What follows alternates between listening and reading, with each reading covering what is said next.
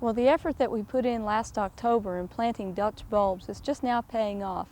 Our tulips are up, they're not blooming yet, and the daffodils here in the shade are also just now coming up and showing some buds. But our hyacinths are in full bloom. Now this variety is called Blue Magic, and it's one of the most intense blue of the hyacinths that I've ever seen. If you have Dutch bulbs coming up around your yard, you may just now be giving some thought as to their care through the year. I want to give you some tips on fertilizing them so that you'll get good return bloom every year. A lot of us plant daffodils and tulips and hyacinths and hope for the best for the tulips and hyacinths, thinking that they'll dwindle from year to year, and also know that the daffodils will come up every year. Daffodils don't require much care or much in the way of fertilization. But if you want a good return on your investment for tulips and hyacinths, you need to take down 2 dates for fertilizing. Now, according to researchers at North Carolina State University, the biggest cause of failure of growing Dutch bulbs among American gardeners is first, they don't plant them on well-drained soils. They need to be in a well-drained site, prepare a hole about 12 inches deep, and mix a third sand in with that hole and plenty of compost as well. The next tip is to mulch them in the wintertime. Even if you live in far southern Oklahoma, if you put a couple of inches of mulch around the plants, that will keep the soil cool longer. They won't come up prematurely and suffer if we get a really, really hard freeze. And the third tip is to fertilize them at the proper time. The 2 dates you need to mark on your calendar when you finish watching Oklahoma Gardening today are early February and October. Those are the 2 dates for fertilizing bulbs in general in Oklahoma.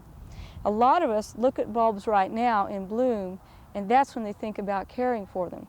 But right now, the bulbs have done their job pretty much for the spring.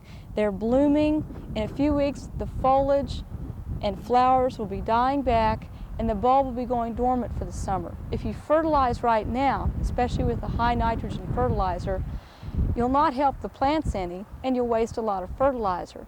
Incidentally, high nitrogen fertilizer right now can contribute to bulb rot problems, such as botrytis blight and fusarium bulb rot, and that's another cause for losing bulbs in the garden.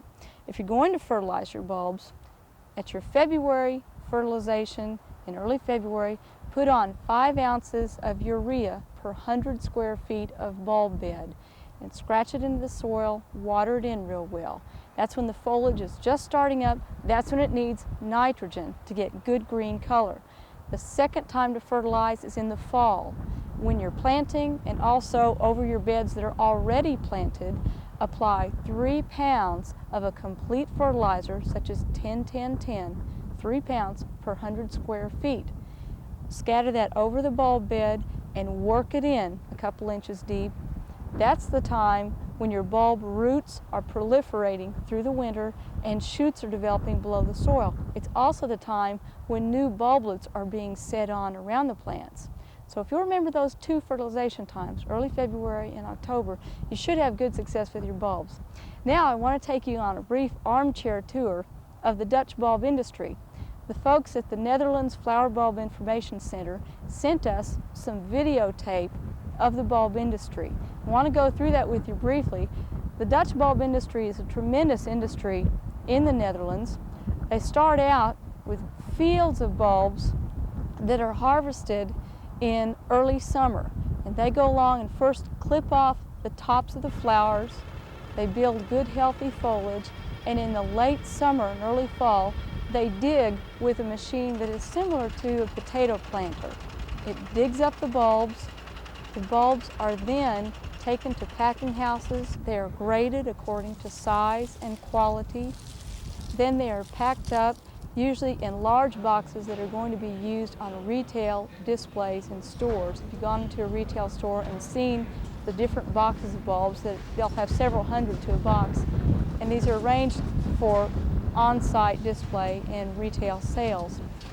The bulbs are also then packed on containers for shipment overseas, or they're put on air flights for overseas flights. Now the Dutch are the ones that are top-notch at growing bulbs. They have a lot of parks over there and homes where bulbs are the main feature in the landscape in the springtime. Now I've never been to Holland, but I understand that it's just beautiful in the springtime. We hope you enjoyed this brief tour of some of their spring color and enjoy spring color in your own garden this year as well.